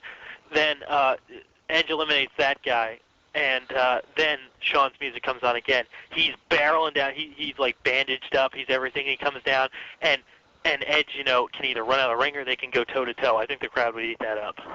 Absolutely. And guess what you can do with that afterwards? Build to WrestleMania. Build that match up and don't give it away. Maybe have a tag match. I'm not even crazy about that idea, but I at least tease it with the tag match. You could do like a tag match at the February pay-per-view. Yes, but you don't give it away. And that's the problem with these... Yeah, they are giving away for free. With these pay-per-view quality Raws... Not to mention the 80 pay-per-views we have a year. Yes. With all these with all pay-per-view quality Raws and pay-per-views, period, you have a lot to equate to. You have a lot to try to equal every week being a pay-per-view, which means that you have to sacrifice some things, and unfortunately, one of the things you're sacrificing are long build-up feuds that you really can't wait to see the burn-off to. Yeah. And that's what they need to do with Edge and Michaels, and I don't understand why they didn't do it. I think that's a money feud right there. Plus, by keeping those two intertwined in a feud, you're keeping Edge away from the world title, which in turn makes him get more, adds to his character because he gets more and more frustrated that he's been wrestling for this long and hasn't been world champion. And once he actually beats Michaels, guess what? He might get a title shot out of that because he just beat a top superstar. And at that point, you probably will have a face champion that Edge can go against. Or, I hope. You have to, once you have time, you give things time to develop, and amazing things can happen. Look what we just did. Look what two wrestling fans just did. We just booked an angle that would go to WrestleMania and that would put Edge in the main event spot. And that's not to say that we're genius minds, it's just how simple it is. Right. And it's just because we're thinking that we have to do this point A to point B. Yeah. And then we'll get to point C. Then you can't go from point A to point C and skip point B. Yeah. By the way, if they ever do a main event level feud with Edge and Orton, I will be very excited because those guys have fantastic chemistry in the ring, and they really click with each other, both on the mic and in the ring. Yep. I mean, I think they're really very good together. I think Edge is one of the most underrated wrestlers I've seen in a long, long time. Yeah. Especially because the internet hates him for whatever reason. Yeah. Orton, I mean, not as bad as Edge, but he is slightly underrated too. He got a lot of credit when he was heel, and when he turned face, the internet turned on him. So, I don't quite know why. I like Orton. Maybe they're all from Toronto. I don't know. But yeah, and by the way, when Edge and Michael get in the ring, you know it's going to be great. Yes, but to touch on that, when we were talking about maybe they're from Toronto, the Bizarro Raw, the Bizarro SummerSlam. Well, yeah, I ordered SummerSlam, and it sucks the life out of it for you. I mean, okay, I ordered SummerSlam, and this would be and by the way, I hope the guy that yelled at you about mentioning your girlfriend on the thing doesn't yell at me, but my little sister. You said your sister? What do you have to prove? What do you have to prove, Eric? All right, so my sister, ever since April, has been very into professional wrestling. So we order. So SummerSlam is the first pay-per-view she's going to see in full live, Yeah. So it's going to be kind of cool. I mean, the card looks fantastic. The card looks great. We watched the thing, and, I mean, I forgot what the first match was, but nothing really struck me odd. The first thing that really struck me odd was Edge getting booed. Yeah, I know that the fans were kind of turning on him, but it's his hometown, which was kind of odd to me. Then people started cheering for Triple H over Eugene, and I was like, oh, yeah, I mean, I get it. It's just a contrarian crowd. And what I always say is, if you really dislike a particular character, go ahead, boo. By all means, that's what's great about this. If you like a heel or whatever, cheer him. That's fine. That's fantastic. But the Toronto crowd is not doing that. They're not doing this because there's no way that entire arena is that into one character. They're just doing it to just be idiots. Just let's do what everybody else isn't doing. And that's I did that to a point just to get people's goats. But I mean, it screws up. Eugene was making his Hulk Hogan comeback, and people were booing him. That sucks the life out of a match. I mean, it makes it awkward, and it screws up everybody's work rate. You know what you don't see anymore? Remember how they used to do a spot where the guy had him in a sleeper hold, and the guy would, the referee didn't lift his arm up twice, and then on the third one he'd lift his hand in the air and the crowd would go nuts, and of course he'd, wave his hand in the air, yeah, I'm going to come back now, and he gets up and he elbows him in the stomach, and the crowd goes boom with every shot. They cheer. You don't see that anymore. Now, imagine that, but the crowd booing the guy who's doing it. Yeah. It just doesn't work as well. It's not the same effect. And that's just, you can't have a good match with psychology if you don't have two guys working that the crowd understands who should be heel and who should be face, and it's not the wrestler's fault. It's in this case, and this is not the case in every event, but in this case, it definitely is the Toronto crowd's fault. In 1985, people, I mean, he was a heel, but people, or I can't remember if it was 87 or not, people really liked Randy Savage's character even though he was a heel. In 1998, they really enjoyed The Rock's character even though he was a heel. I mean, that's fine, but I mean, it's just really annoying when they do stuff like that. You can do it in rare occasions, but you can't do it with everybody. Who in their right mind would boo a mentally retarded guy coming back against a heel that's been making fun of him for 6 months? Toronto. Right.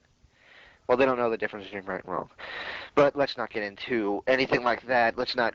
Well, you ever see Family Guy? No, it's not. Yeah. And they said, like lazy Mexicans. Actually, Mexicans are actually hardworking people. And then he says, well, it's not like Canada. And they're waiting for the nice thing to say about Canada. And then he says, Canada sucks. Yeah, I like that one. Yeah, the more you know. Yeah. What was I going to say? It's... The Toronto fans are strange, but let's get to... Did you just do a British accent?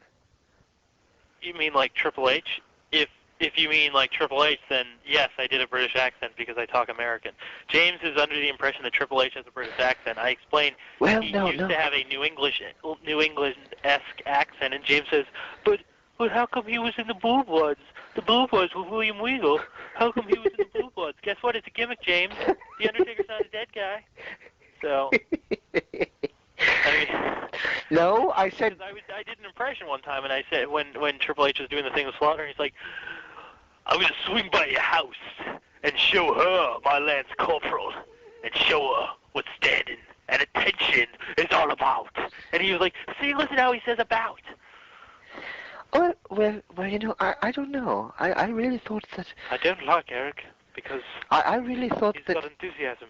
Anyway, I just really thought that, you know, I thought he was from England, and I was going to book him on my upcoming show and expect to sell copies that won't play in the United States.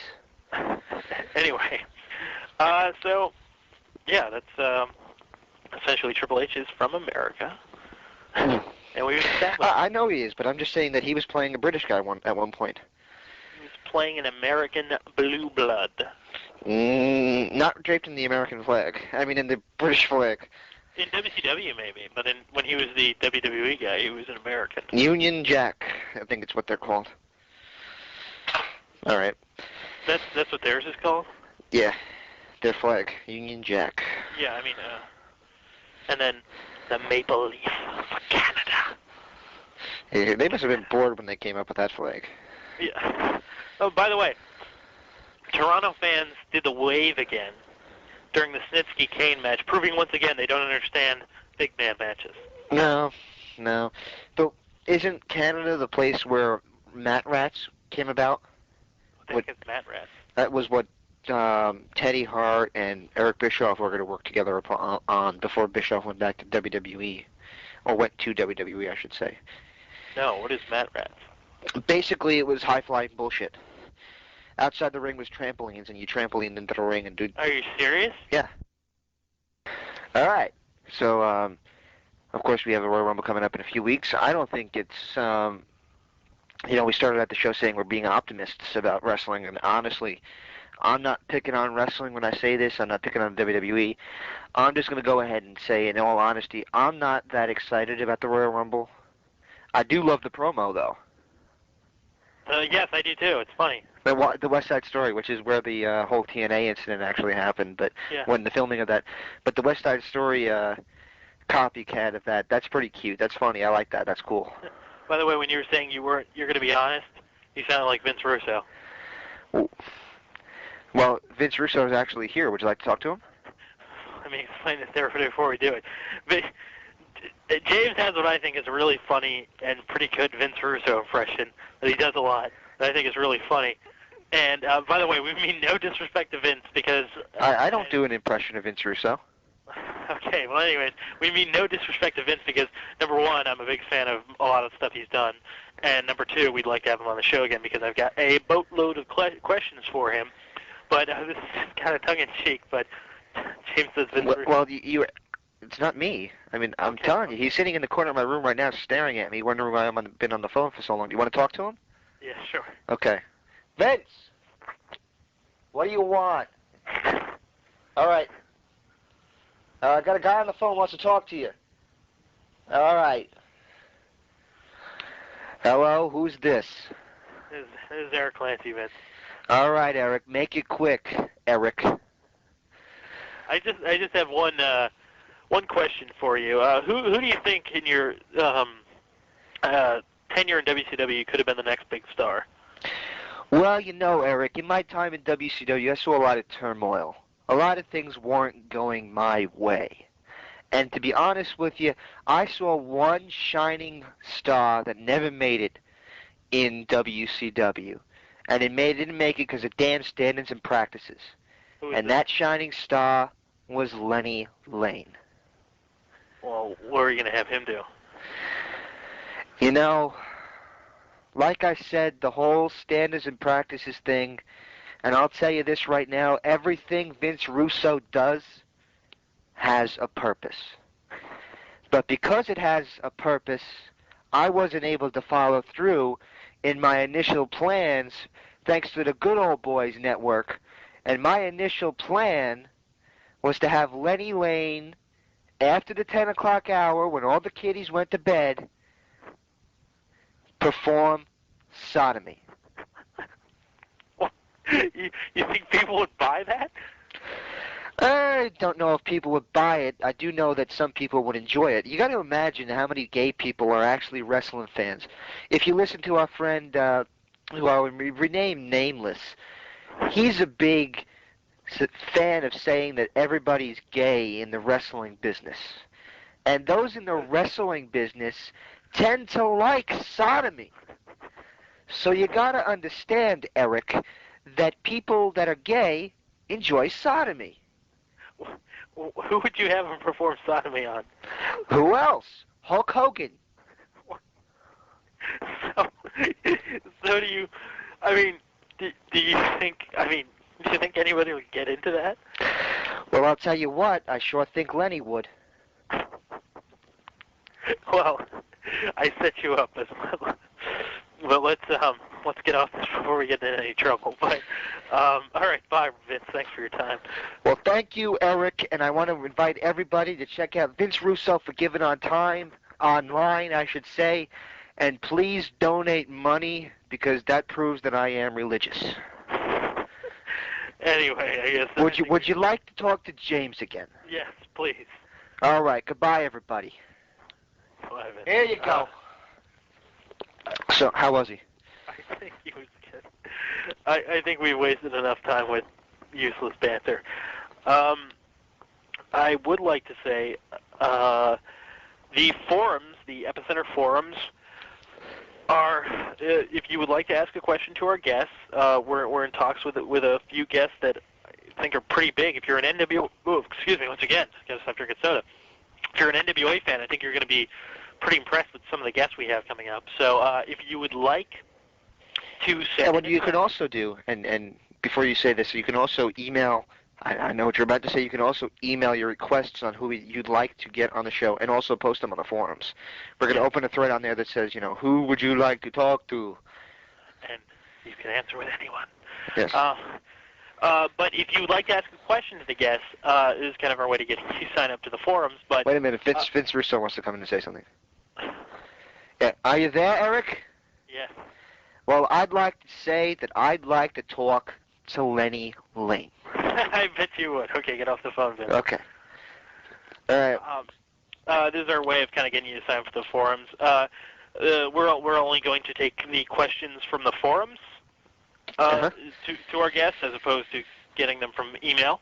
It's kind of a cheap way for us to get you on the forums, but I mean... Well, what we want to do is, we have a forum set up that I think could work. And Eric's going to be on there. I'm going to sign him up to a administrative account. He can kick you off if he wants to, but we're going to try not to do that as long as you're respectful. Don't want to kick anyone off. Well, you have to at some points when people get out of the line. But, we don't. Nobody wants to kick anybody off. But sometimes you just have to do it. Anyway. But you can be as rowdy as you want if your screen name is Max Zorin from View to a Kill. If I got that, I'd laugh. No, it's Christopher Walken's character from the James Bond movie View to a Kill, where he's like, and then when they're talking about him in the movie, he's like, my subtext was, James Bond is a suave guy, and I always have to think, does he like my hair? Is my hair good enough for James Bond? And I thought that was funny. Well, Eric, I don't think your hair's good enough for James Bond, but I do think it's good enough for Lenny Lane. So visit our forums, please. Also, we might possibly start a columns section. Actually, it's already set up.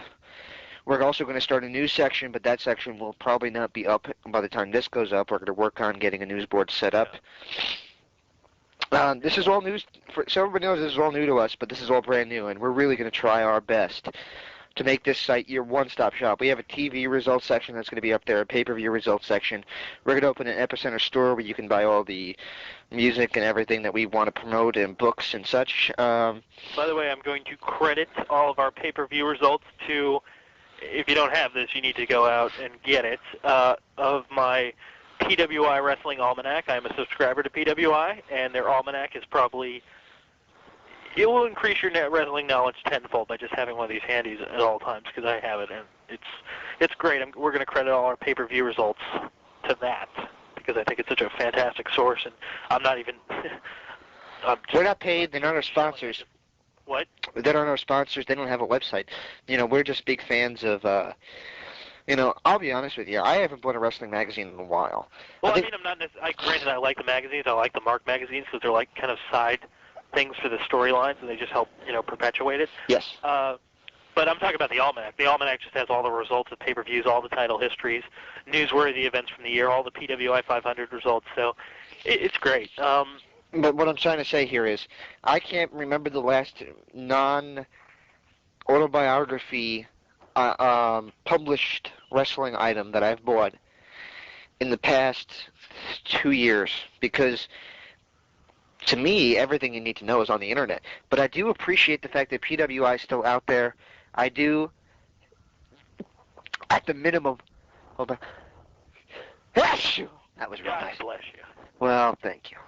And I do check it out, and I do like flipping through if I'm at, for example, a bookstore, and I could sit down with it for a little bit, I will. Unfortunately, I don't pay for it, which proves that I'm a low-down, dirty... A cheap person. Either a cheap person or a low-down, dirty, what was the phrase I used with the sting thing? The what? Oh, rat fink. I'm a cheap-down, dirty, good-for-nothing rat fink. Well, yeah. And I would have to agree. PWI, we are working on getting possibly Bill Apter on.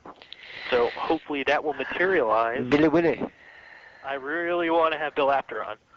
We're going to try to get Billy Willie on the show. So hopefully that will come. But yeah, so we're going to have all sorts of cool stuff on the site. Hopefully, if of course, you can email both of us if you want to see anything on the site. Yeah. And we'll be sure to see if we can make that happen, because it's we want to make it happen for you guys. You guys are what keeps us going. So. And I make that point pretty clear on the website. And this is a problem I had. And I want to touch on this real quick, okay? And I know we don't have a lot of time, but I really want to touch on this, just because I think it's important. The reason why we're no longer working with the guy that I formerly worked with is simple. First of all, I think you guys deserve a product every single week. And I'm going to work hard to make sure that happens. And if we might miss a week here and there, but we're not going to allow ourselves to become a twice-a-month show. We want to be more than that. And we want to talk wrestling, and we want to have fun with this thing. My former partner would rather have drank and played poker. And that's not me being catty. That's not me being rude. I'm just trying to tell you that, honestly, I am glad to do the show. The reason I'm continuing it is not because I get paid. I don't. The reason I'm doing this is because I just love doing it. I love giving back to the wrestling fans, even if I disagree with them. I am honored to be a host of this show, and I think Mr. Clancy would agree. I am. Yeah, I mean, wrestling, I think probably James and I, wrestling and music are probably, possibly the only things we have in common. I mean, we're very good friends, but I mean, James, as you probably know from listening, is a major conservative. I am a liberal. We disagree to the death on issues, but I mean, you know, we agree with wrestling. We don't necessarily like the same angles, but we agree. We both like ice cream. He likes, you know, vanilla. I like chocolate or whatever, you know. But we know what works. We know what a heel is. We know what a face is. Yes, I stole that from Ric Flair's book if you're listening to it. But, I mean, that's the deal. We know what works. We know what doesn't work, and we have our preferences. And I want to point this out. While you just mentioned Flair, I want to jump in here. You know what's funny? In our interview, he blasts Internet fans incredibly hard. Yet they're the ones who kiss his ass more than anybody else on the planet. Yeah, well, I respect Flair, but I don't like him. I think that's my exact phrase. That's when I coined the phrase. Okay, well, I respect Flair, but I just don't like him. By the way, this will be the last. This is just the reason we mentioned former host was just to let you know where we are. That will be the last time he's mentioned on the show because I firmly don't believe in reliving the past. I mean, as far as in that sense, obviously you got to relive the past and visit it and remember the past at least. But history, you know, yeah. But you know, well, the thing is, if you don't, those who don't learn from the past are destined to repeat it. Yes. My dad's a history major, so he quotes that a lot. Well, I say it to a lot of people because I see people make the same mistakes in life, and unfortunately they don't want to be told, well, duh, you know, what's the definition of insanity? Doing the same thing over and over again and expecting a different result. Well, that's it. Yeah, so, I mean, we're going to wrap up here. We're probably going to have all sorts of stuff, column section, forums. We're going to get a tape shop up. Hopefully, we're going to get a thing where you can buy wrestling merchandise. Yep. All sorts of stuff. If there's anything you guys want to see or anything you want to have on the show, or maybe have some contests where we give away some DVDs or some memberships to sites or whatnot. If you want to see anything, I mean, email us. Don't be. You know, this site. You know, and I'll just say this one more time. We became the interactive interview originally because we both wanted to give back to the fans. This was our both idea. We had very different ideas. He wanted to do something with the forums. I wanted to do something with audio. You can easily see who won out on that.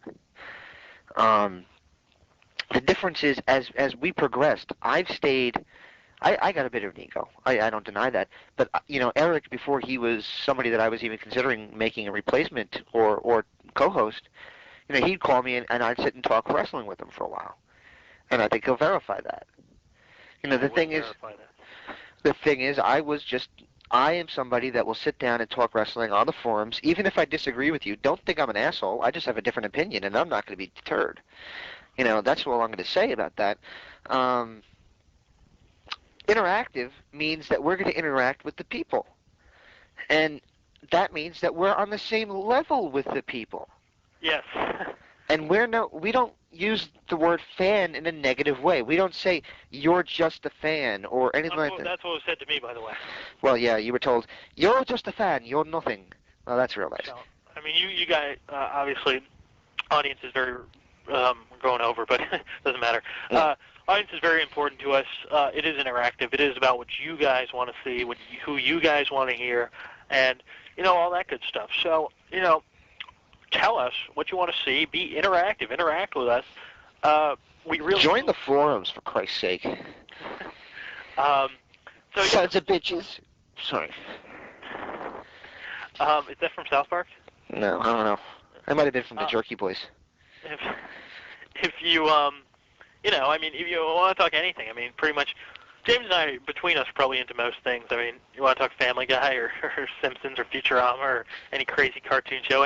I'm an actor, so, you want to talk movies or anything, go on the forums and if there's any sections on the forums you want me to open up, I opened up the bare basics. I can add anything I want. You want something, just tell us. We'll add it. Yeah.